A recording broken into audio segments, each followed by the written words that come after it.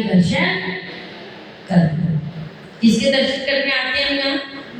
चंदा प्रभु, पारसनाथ, नेमिनाथ, शांतिनाथ। क्यों? इनसे भी हमारी अपेक्षाएं जुड़ी हुई है। शांतिनाथ शांति देंगे और पारसनाथ उपसर्गों को दूर करेंगे।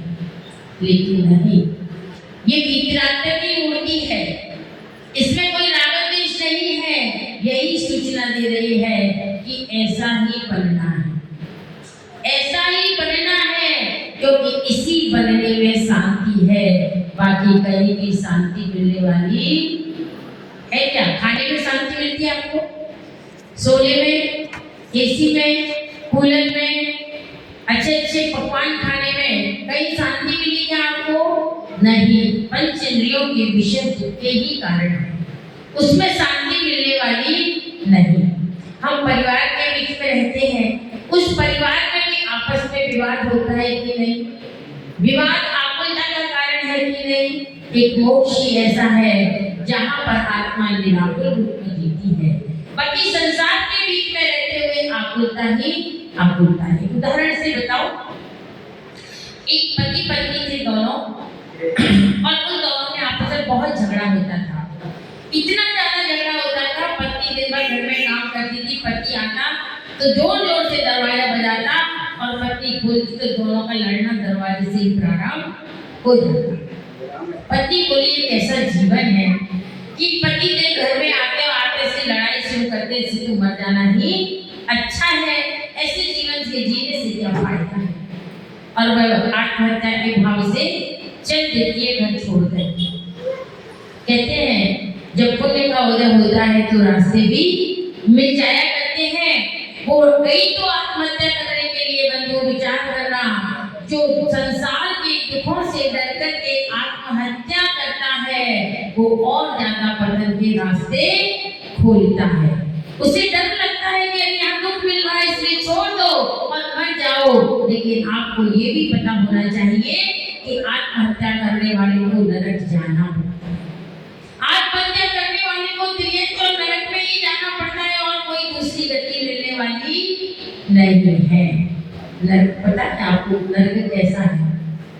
वहाँ खाने को नहीं मिलता, वहाँ पीने को नहीं मिलता, वहाँ कोई एसी की हवा नहीं मिलती, वहाँ पर तो निरंतर निरंतर निरंतर दुख मिलता है। फिर ऐसी आत्महत्या करके कहाँ जाओगे?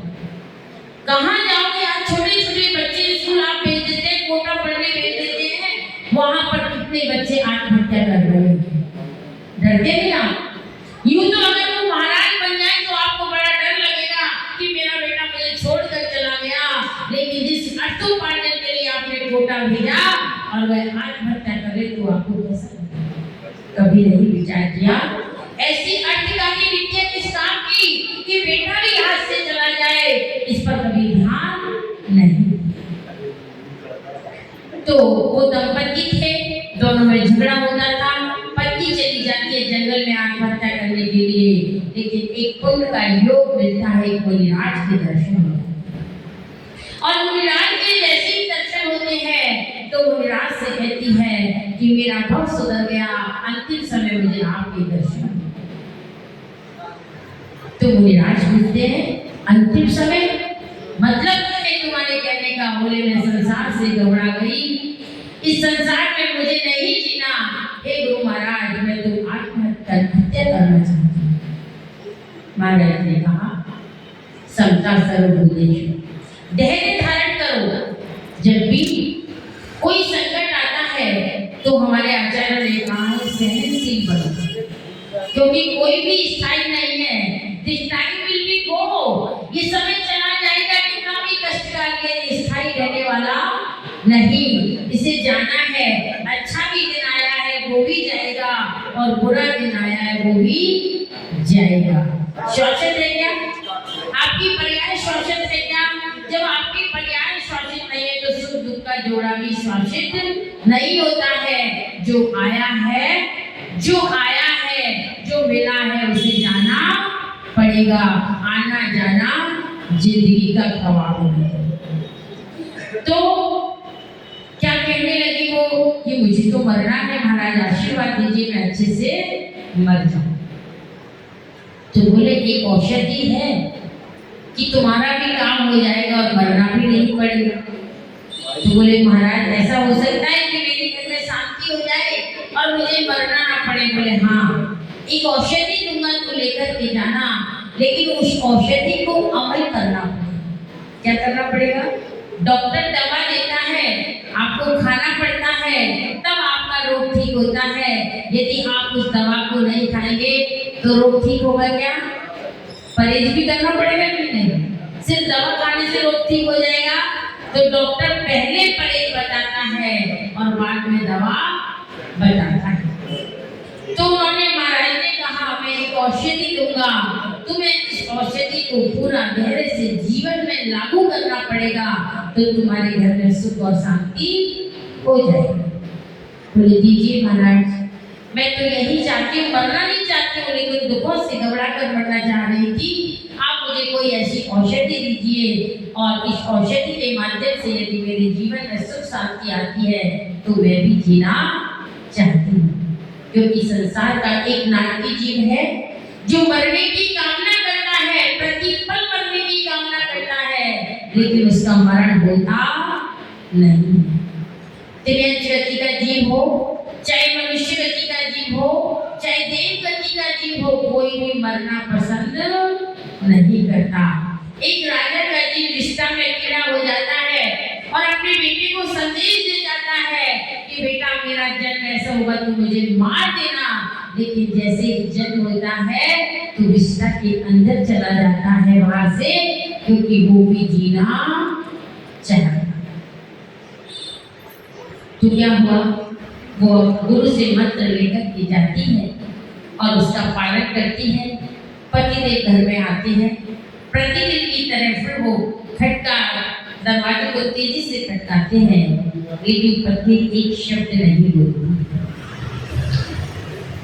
जो भी नहाने के सामान वस्त्र कपड़े सब दे देती है, लेकिन एक बार भी नहीं चिल्लाती है। अब तो पति को अफसोस होता है कि दरवाजा खटखटाता था, वहीं से चिल्लाना शुरू होता था। आज ये परिवर्तन कैसा कि इसकी तो आवाज भी सुनने नहीं मिल रही। तो खाना परसती है, बड़े प्यार से खिलाती है। अब कहते हैं ना उत्सुकता, जब कोई चीज का परिवर्तन होता है तो उत्सुकता जागृत हो जाती है। अब तो पति के मन में उत्सुकता आ गई कि ये परिवर्तन कैसे हुआ। जिस तरह मुझे चार में एक कहता ये चार सुनाती, लेकिन आज तो मैं चार सुना रहा हूँ, ये एक नहीं कह रही है। ऐसा परिवर्तन कैसे आया? तो वो चुप रही, कुछ नहीं बोली।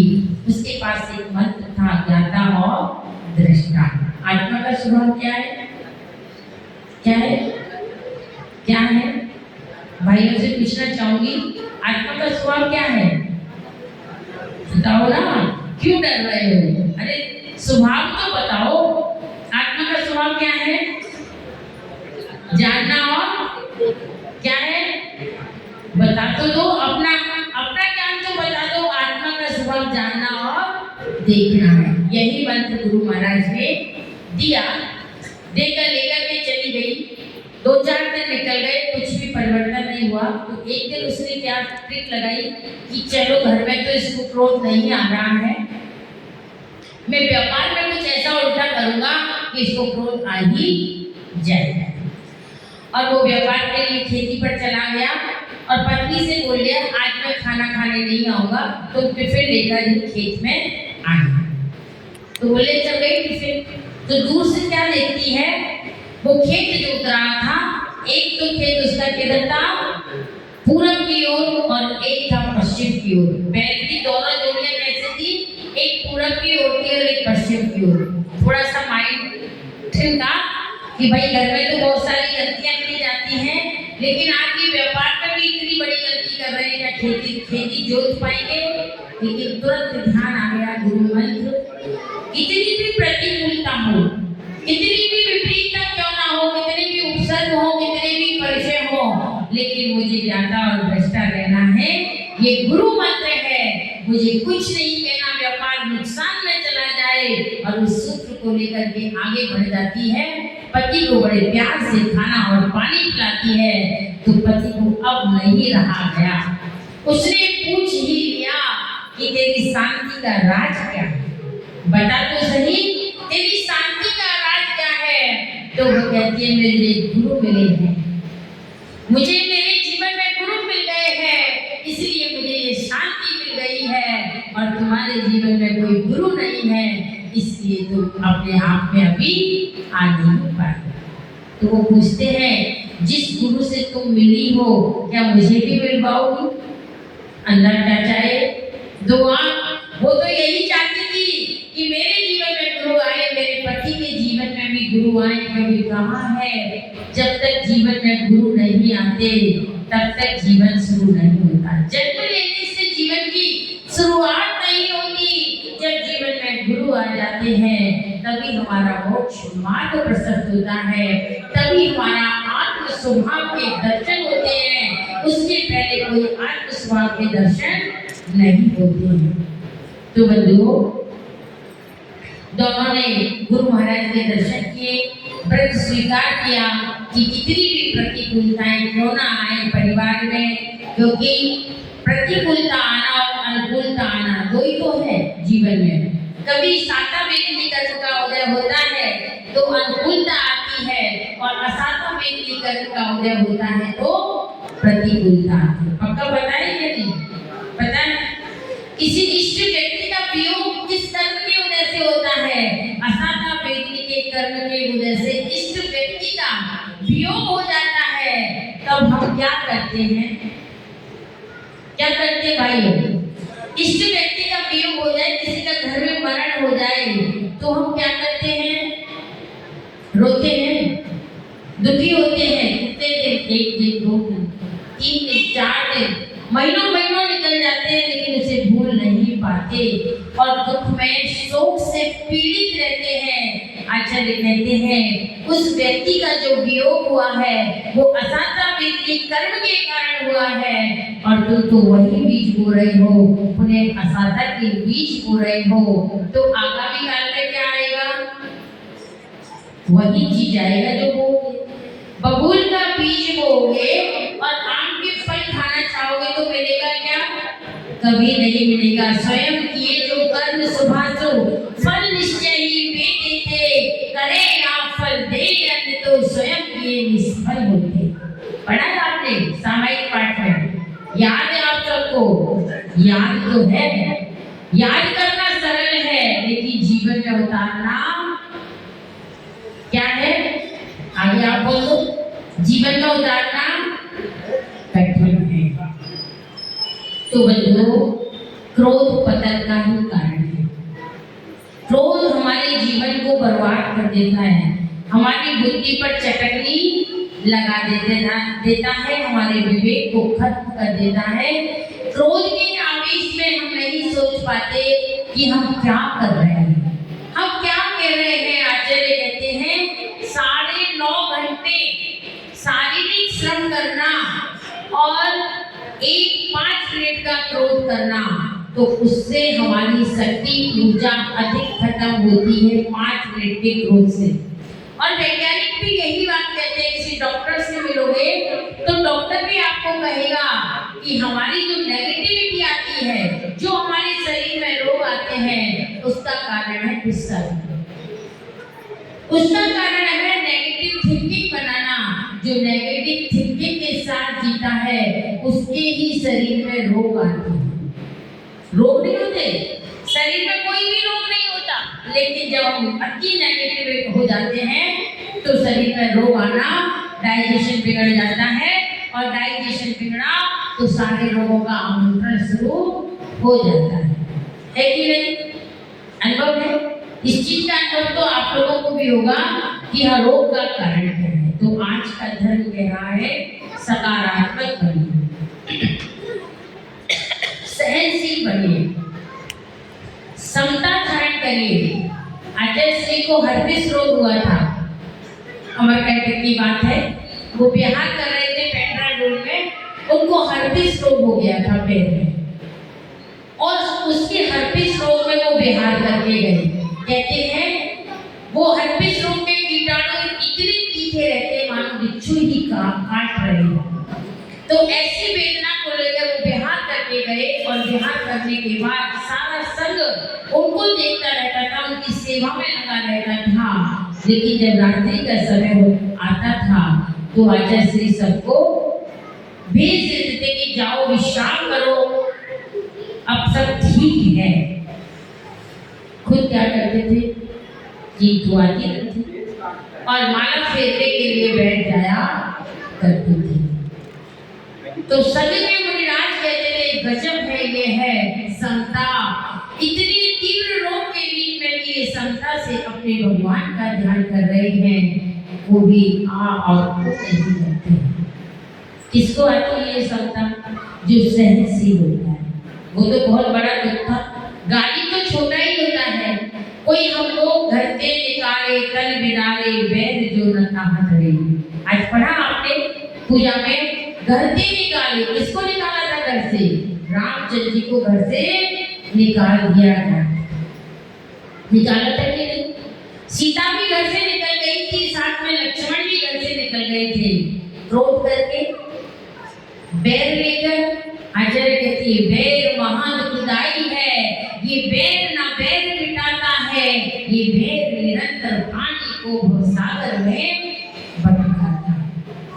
मरुभूति और वायुभूति, भगवान पार्श्वनाथ का जी जब मरुभूति और वायुभूति के रूप में था, तो मरुभूति बड़े भाई थे और वायुभूति छोटे भाई थे, उसकी पत्नी के साथ गलत किया तो उन्होंने सिर्फ डांटा, तो वो गुस्सा होकर के जंगल में चले गए और वहां उसे मनाने के लिए बड़ा भाई पहुंचता है तो एक बड़ी शिला अपने भाई के ऊपर।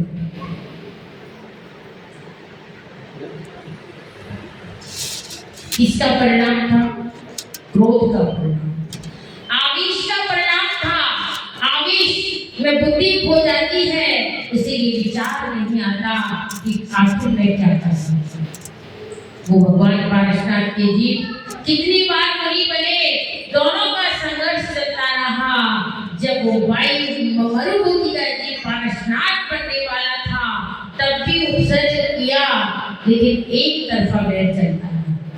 विचार करें कि ऐसा भी होता है कि हम तो समता रखें, क्षमा रखें, फिर भी ये बैर चलता रहता है, एक तरफा भी बैर। कभी कभी हम परिवार के बीच में रहते हैं और जब प्रतिकूलताएं मिलती हैं तो हम क्या कहते हैं कि देखो मैंने तो कोई पाप नहीं किया, मैंने तो किसी को बुरा नहीं बोला, मैंने तो किसी का अहित नहीं किया, सिर्फ मुझे क्यों प्रतिकूलताएं आ रही। आता है कि मन विचार आता है। लेकिन आचार्य कहते हैं लंबों ने खता की सदियों की सजा। हम क्षण मात्र के लिए पाप कर लेते हैं, लेकिन वो क्षण मात्र का पाप एक भव में नहीं, दो भव में नहीं, तीन भव में नहीं, भव में आचार्य कहते असंख्यात भव तक। कितने भव तक? असंख्यात भव तक एक समय का किया हुआ कर्म फल देता है और असंख्यात समय में किया हुआ कर्म एक समय में भी फल देता है। गहरी है आगे की बात, लेकिन समझना तो पड़ेगी। हमको लगता है यार थोड़ा सा तो गुस्सा करें, नहीं करें तो परिवार कैसे चलेगा, नहीं करें तो बच्चों पे अनुशासन कैसे रहेगा, नहीं करें तो नौकर नहीं सुनेगा। लेकिन तुम्हारा थोड़ा सा व्यवहार तुम्हारे जीवन के लिए घातक बन जाता है। तुम्हारा थोड़ा सा व्यवहार तुम्हारे जीवन के लिए घातक बन जाता है और एक भव में नहीं अनेक भव में फल देता है। भगवान पार्श्वनाथ ने जीव ने तो अपनी कितनी ऊर्जा संग्रहित कर ली कि कपट के जीव ने पत्थर बरसाए, ओला बरसाए, अग्नि बरसाई, सब कुछ बरसाया, लेकिन आत्मा के अंदर चले गए और केवल ज्ञान की ज्योति को प्रकट कर लिया। पांडवों पर अग्नि के आभूषण पहना दिए, गरम गरम लोहे के आभूषण पहना दिए, लेकिन वो अपनी आत्मा में उतर गए तो उन्होंने भी केवल ज्ञान को प्राप्त कर लिया। ऐसा हो सकता है क्या? कभी विचार करो, ऐसा जीवन में हो सकता है कि इतनी बड़ी प्रतिकूलता हो और उठना निकले, कभी उठना निकले, ऐसा हो सकता है क्या? आचार्य तो कहते हैं, भगवान तो यही कहते हैं ऐसा भी, क्योंकि भगवान कौन बनता है? जो प्रतिकूलता में समता रखता है।